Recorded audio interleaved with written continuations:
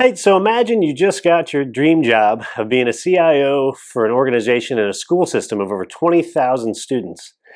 Now imagine that job and your first day takes place on March 16th, 2020, the first day of the national shutdown. Our guest today is Lucy Mariappa. She's with the International Leadership of Texas.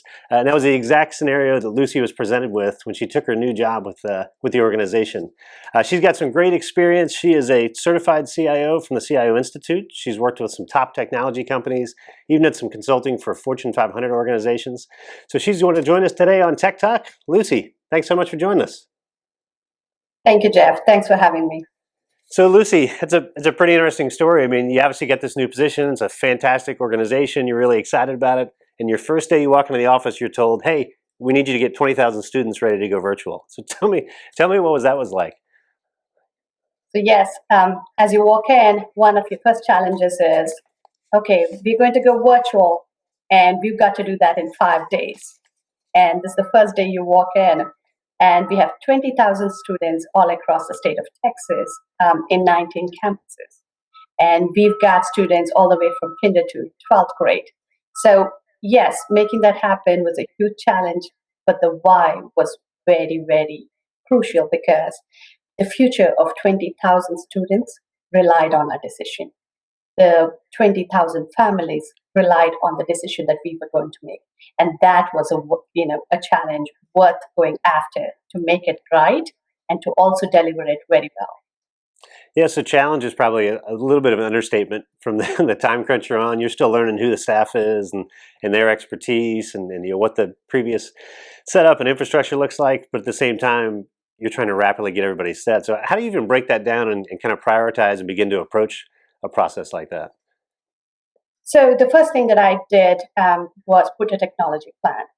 My huge challenges, like you mentioned, was I know we can get there, but my huge challenge was I did not even know my team.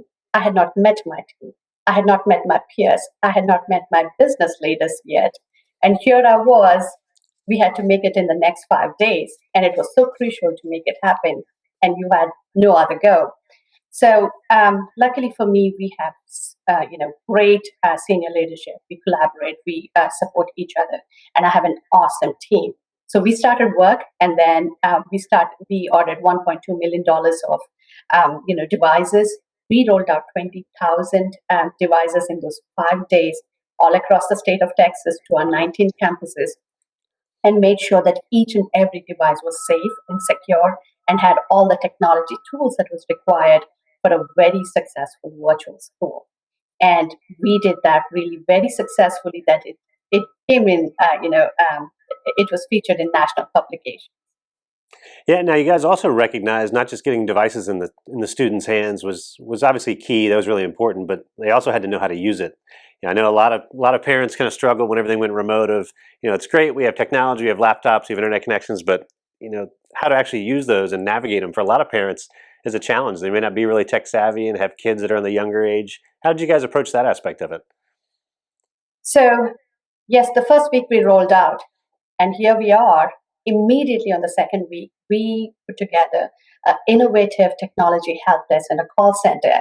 And that really helped out because this technology help desk and call center was for parents, for teachers, for students, and for staff. Because I truly believe that technology knowledge should not stand in the way of learning. And this helped even parents who can just call up and say, this is what is happening, and show their device on a Zoom or a video platform. And then we were able to very successfully help them, even if it was remote. Because our other challenge was, it's not like you can come into a campus and get it fixed because we had shut down in place. So we had challenges, very large, but at the same time, our users range from kindergartners to all the way to 12th graders and their parents. And technology, expertise and knowledge of all levels. So we wanted to make sure that each and every user and our customers are very well taken care of, and they are able to do the virtual school very successfully. Yeah, it's interesting, Lucy. So you talk about this, and you guys obviously had a really good plan that you executed on over those first 4 or 5 weeks, and talk about just rolling out devices and everything. And you're in this role as a CIO.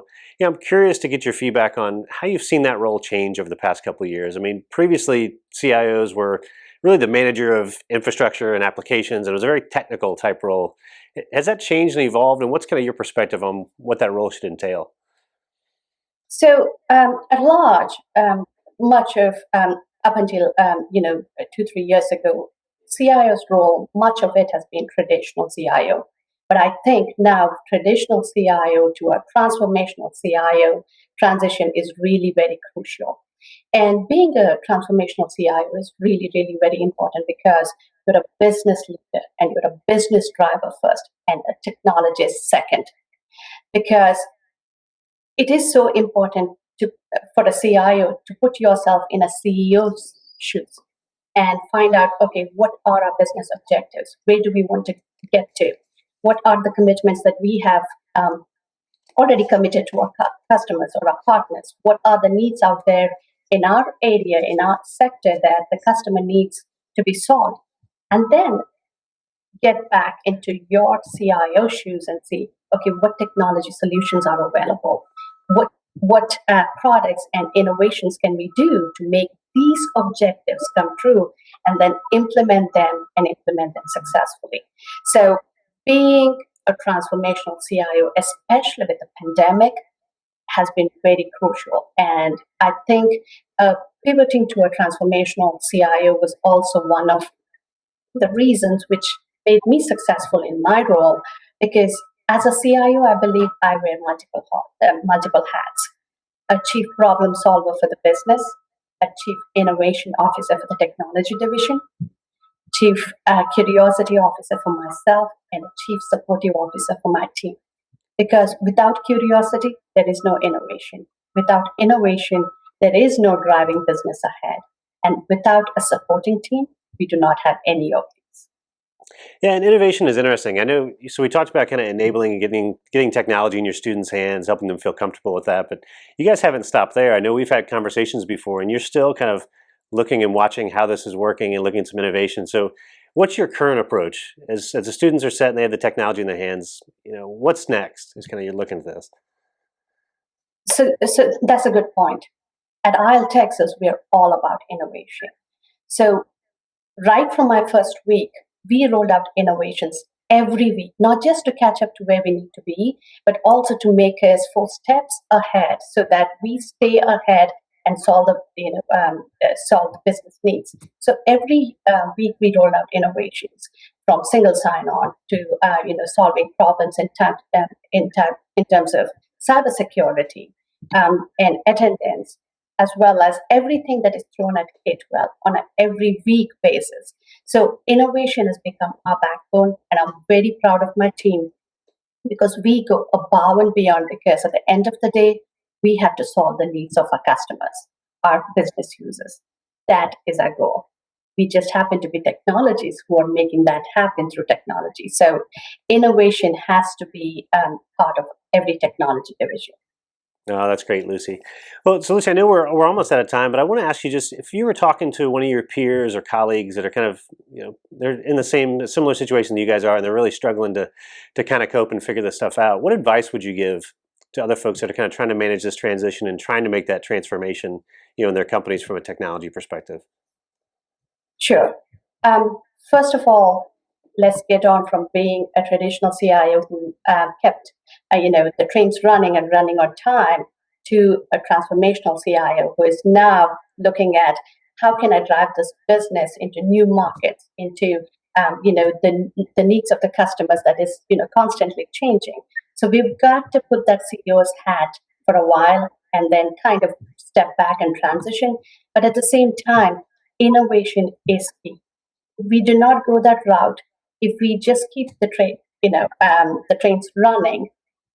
This is not going to help us to get there, because right now we are not just keeping the trains running, we're also building the tracks over the seas, over the bridges, over over mountains and areas that we never had to do that before. So all of a sudden, with this pandemic, we are called on to greater challenges.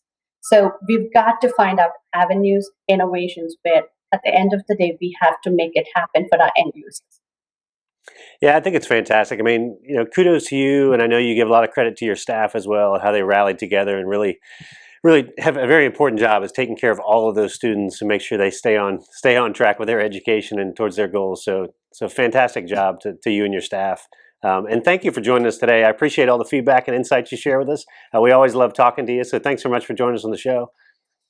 Thank you. I just wanted to mention one more thing. Our success was so successful that I was on a panel and was able to share our success with with the U.S. Education of Secretary Betsy DeVos, and we were also able to launch this virtual school all across the state of Texas, even where we don't operate.